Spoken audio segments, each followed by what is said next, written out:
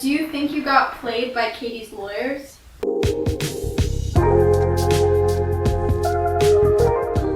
Four years ago, Mentor Lawyer interviewed a juror from Katherine Magbanua's first trial, which ended in a hung jury. A hung jury happens when the group of people deciding a case in court can't agree on a decision, even after deliberating for quite some time. A verdict would require a unanimous vote of either guilty or not guilty by the 12 jurors as to each of the three charges. However, the jurors were stuck with 9 voting guilty and 3 voting not guilty. The court then declared a mistrial, and with COVID delays, it took almost 3 years for Magbanua's retrial, which happened in 2022. At that second trial, Katie was found guilty on all 3 counts: first-degree murder, conspiracy to commit murder, and solicitation to commit murder. She was then sentenced to life in prison. We are now in 2024, almost a decade since Dan Markel's tragic death in Tallahassee. Much has changed, and new evidence has surfaced, including Katie's confession. So we reached out to the juror we interviewed in 2019, who had been one of the 3 holdouts who voted not guilty with respect to the charges against Magbanua in 2019, about her thoughts on these recent developments. She agreed to talk to us. So here we go. This is our re-interview of the 2019 juror, where we asked our questions as well as a few questions you all proposed for the interview. Hello everybody, this is Mentor Lawyer with Ladybug. We are here for a follow-up interview with a 2019 juror from the trial of State of Florida versus Katherine Magbanua and Sigfredo Garcia. So, did you keep up with the case after this trial, the developments that happened afterwards? No. I went pretty far out of my way to avoid it after my initial interview with you. It was a really difficult. The whole trial was very difficult as a juror, and this is not like a pleasant memory for me, especially with being a hung jury and the public's very strong feelings on that. It's not something that I wanted to keep up with. Sure. It's a situation where you felt that you stood your ground to do what you felt was right, and then some people judge you after the fact, and that can hurt. It can. I didn't, and I think that I did the right thing. I couldn't see how it could possibly benefit anyone for me to be involved any further. So I just, for my own mental health, I have other things going on in my life. I just didn't want to. I understand. Have any of the other jurors who served with you ever reached out to you after your interview with me? Not directly. One I have kind of loosely kept up with on a friendly basis, but we don't talk about how we met. Okay. Were you aware that I interviewed a juror from the 2022 trial, and did you watch that? No, I didn't watch it. I personally thought that the performance from Christopher DeCoste and Tara Kawass in the first trial was brilliant. It was really good. A lot of people, especially all the people that want justice for Dan Markel, they just vilify them and say negative things about them. And I understand how they feel. I felt that they, as attorneys, they did a really good job at the first trial. They did more poorly. I say Tara Kawass did more poorly in the second trial, especially because I think they knew that their client shouldn't have testified, and she did a horrible job on cross-examination. So it was a different trial, and it didn't go as well. And the prosecutors were much better prepared and did a much better job. So, but you were very, very highly impressed with the defense of Katherine Magbanua, with Christopher DeCoste and Tara Kawass in the first trial, and you were a little unimpressed with some of the tactics used by the prosecutors. How influential was that in your decision?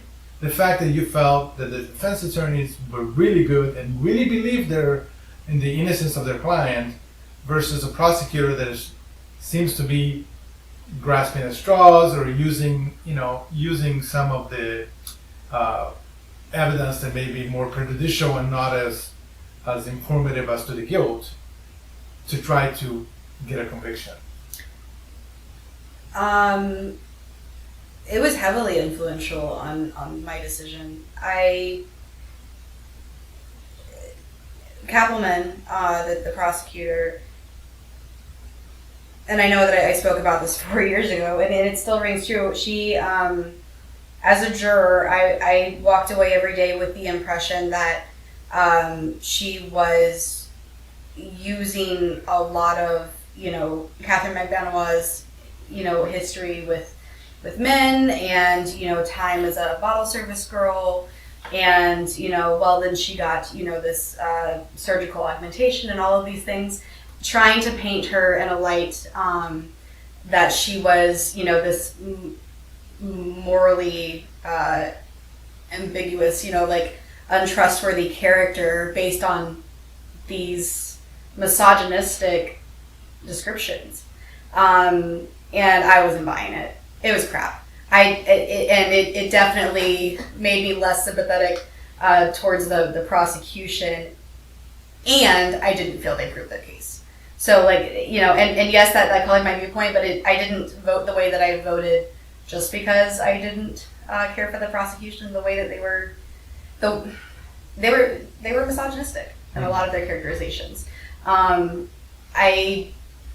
was surprised how blatantly misogynistic some of this was without, some of the evidence that they, I say evidence, but some of the evidence they presented was prejudicial just in a way that only served to slut shame Katherine Magbanua and didn't actually indicate her involvement in, a murder trial. And no, I don't think that everyone who's ever been a bottle girl, I don't think that makes them more likely to commit murder.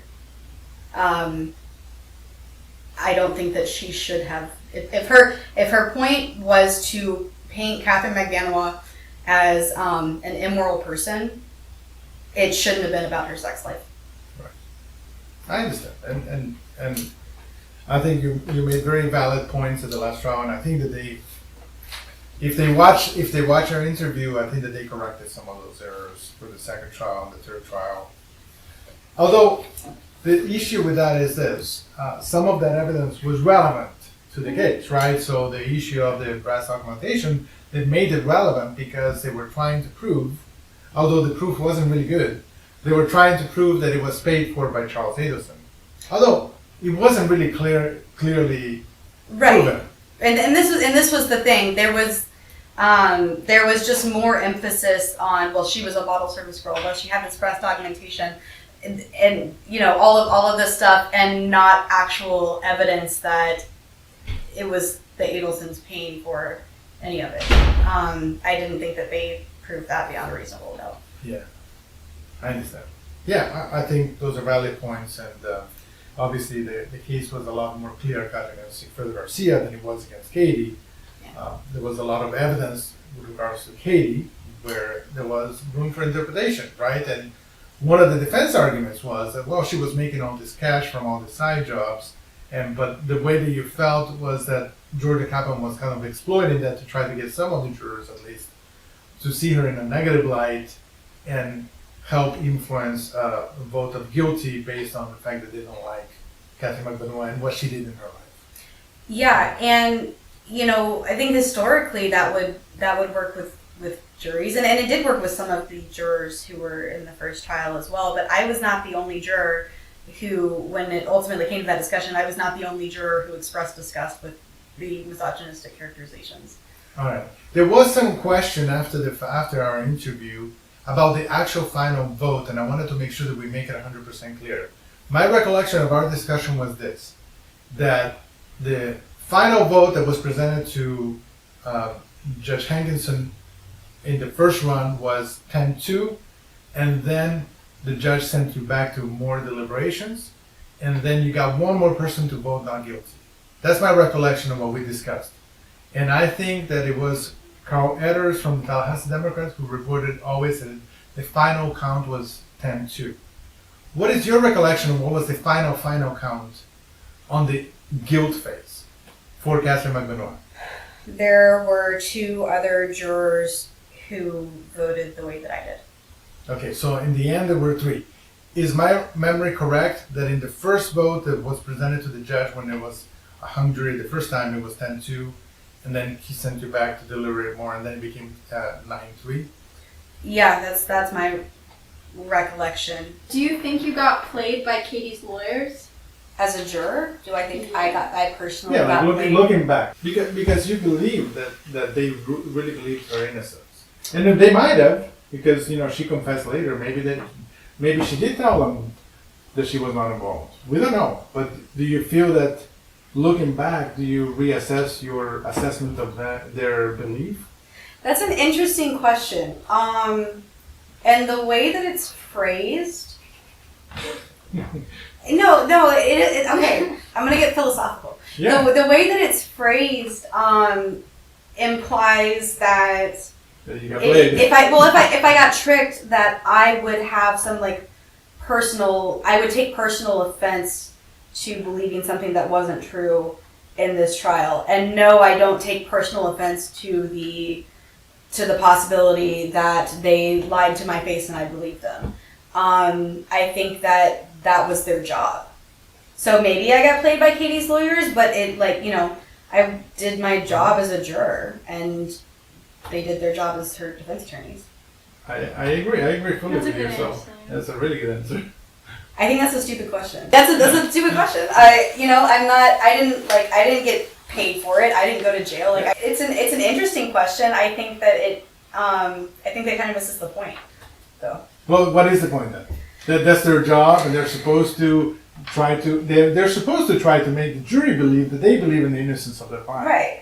But what I mean, if what kind of an advocate are you gonna be if you don't believe your client, right? Right. If you're gonna be, I know I'm a trial lawyer, Yeah. and I definitely want to find things about my case that I can believe in and that I can project that belief to the jurors. I've done criminal defense trials. I mean, it's not about. I do want you to believe that what I'm saying is true. I don't want you to trust my credibility as an attorney. If you're a juror in my case, I want you to trust me. I want you to believe that I'm fighting for justice, and I don't see anything wrong with that. right. So it is a question that maybe is derived from a lot of the negative comments that I Yeah. see, and I just thought, okay, well, let me ask her Yeah. to what do you feel about that? So, I feel that's a stupid question, and I feel if you're saying did I get played by Katie's lawyers? I didn't lose anything from it. So did Right. do I take personal offense? No, it didn't do anything to me. But I think that it's certainly possible that they lied to our faces, and they were just really good at it. I also think that it's hard to lie that convincingly if you don't believe in some aspects of what your client is saying. So. yeah, and I think that there's no doubt that Christopher DeCoste and Sarah Kawass were super well prepared. They knew the evidence inside out. Mhm. They knew the case inside out. They did an excellent job in the cross-examinations that I've seen.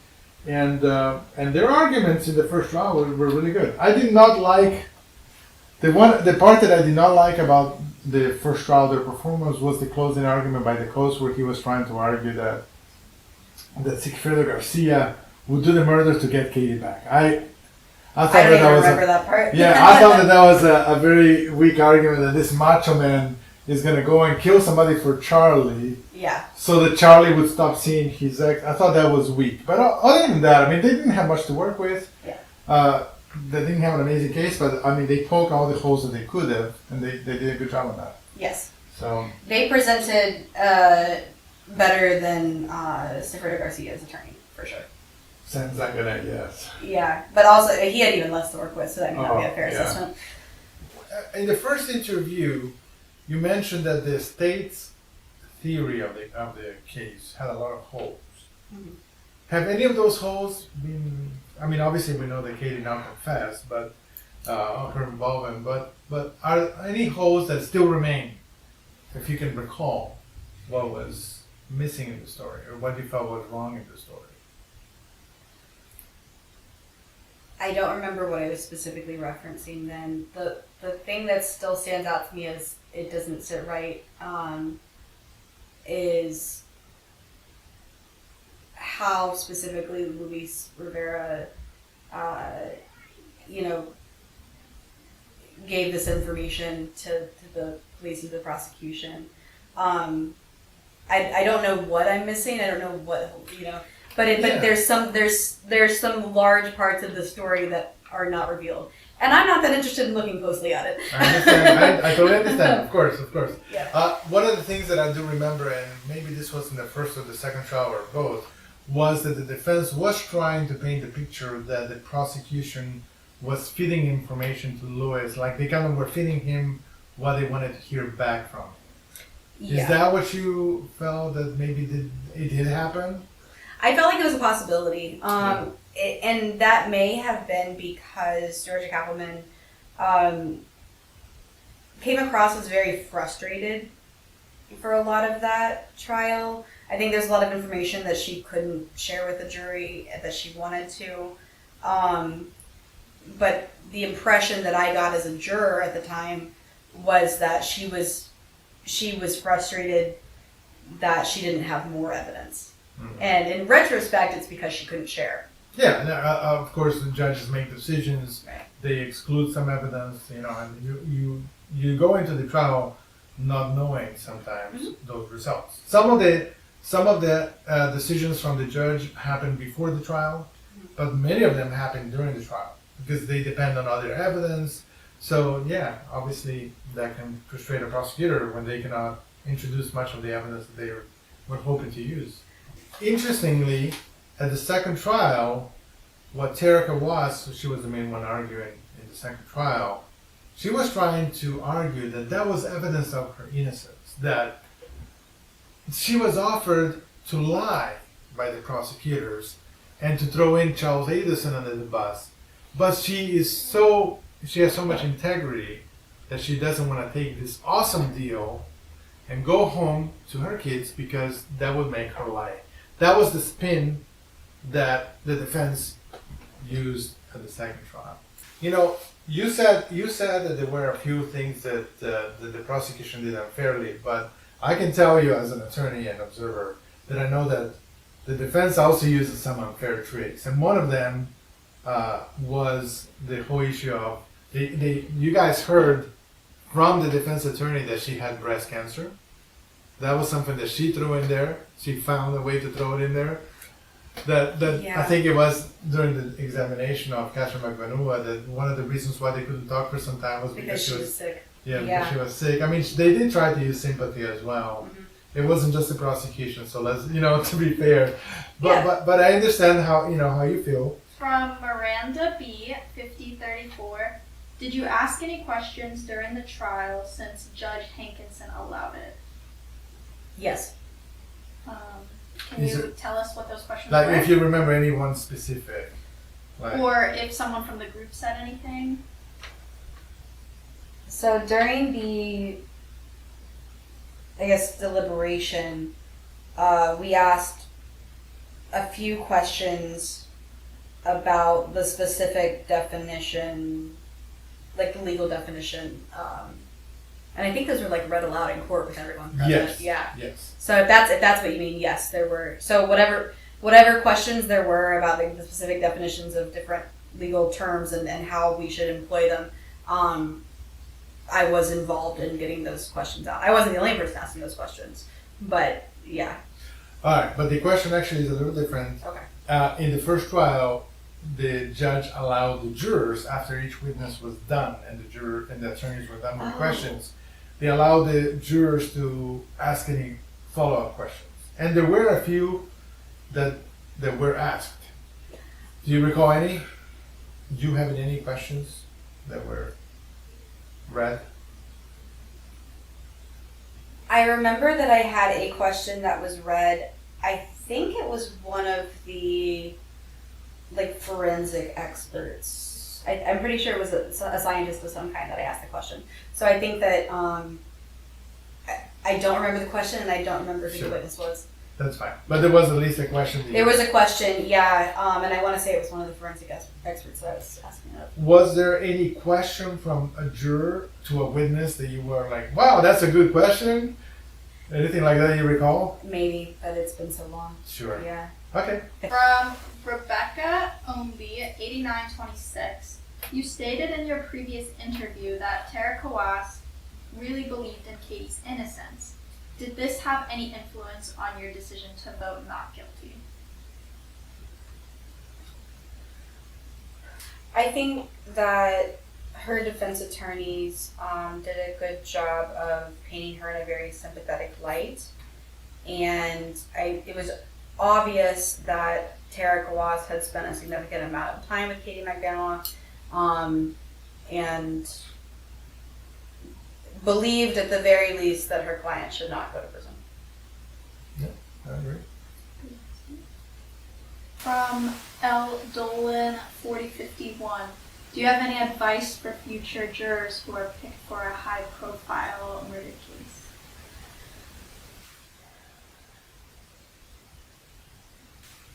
Don't take any of it personally, and do your best to follow the law.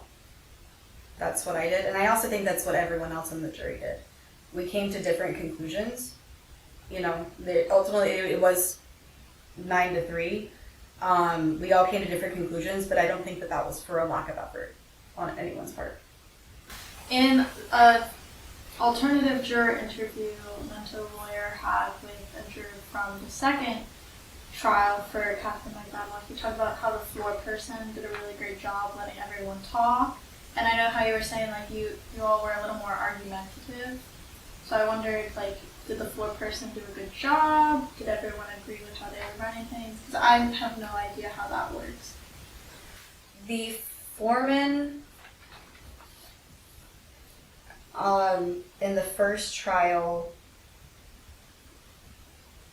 did not really take a leadership role. There wasn't like a clear-cut leader. He was the one signing everything, but it wasn't like a clear-cut leader. Could you give us a short description of how the process worked? You know, when you get to the jury, like, what's the first thing you guys did? Is do a group vote, or how did it work, and who decided how it would work? It was very. You've seen 12 Angry Men, right? It was very much like that, except that we didn't agree in the end. Yeah. It was pretty contentious. Yeah, and that's how I would describe it. It was pretty close to like the first 2/3 of 12 Angry Men. So that movie actually is a good reflection of how a real jury worked. Yeah, I don't know that the ultimate peaceful agreement based on personal growth was the is as realistic as the play makes it out to be, but yeah, definitely the first like 2/3 of it where it's contentious and colored by personal bias and personalities clash and it's uncomfortable and you're missing things you don't want to be missing. It was thoroughly unpleasant. The entire thing was thoroughly unpleasant. Were there people who got selected to the jury who didn't seem to care so much about getting it right? Who maybe just wanted to get done with it? No, actually. Everybody was involved. Everyone was involved, even because there were a couple of younger people who who at the very beginning maybe gave the impression that they were not as invested in this, but by the end, everyone had an opinion. Good. That's good to hear. Yeah, and that's why I say, like, we all did our jobs. Like, every one of us. So, having that experience, do you feel that does that give us a vote of confidence about the jury system, you think? What do you think? Is it a good system? I think that in a lot of ways,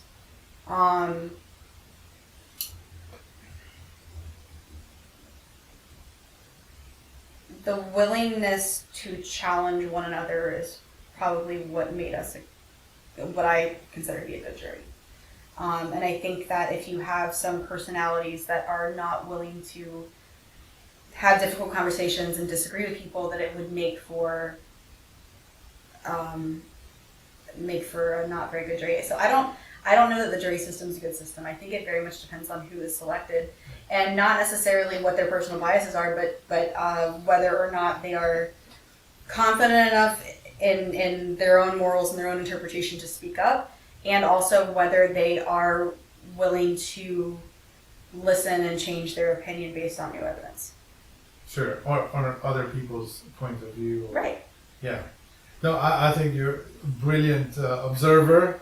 You have done an amazing job in giving us a good idea of what it felt like to be a juror in the first trial. I'm really impressed with our interviews, the first one and this one. I'm really happy that you decided to do this.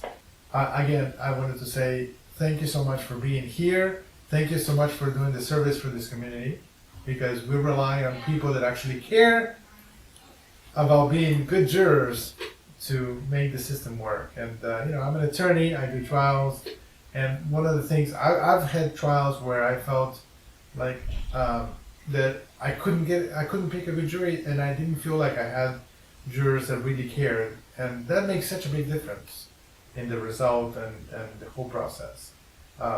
And it was obvious that in this case, everybody cared. I'm glad to hear that you confirmed that.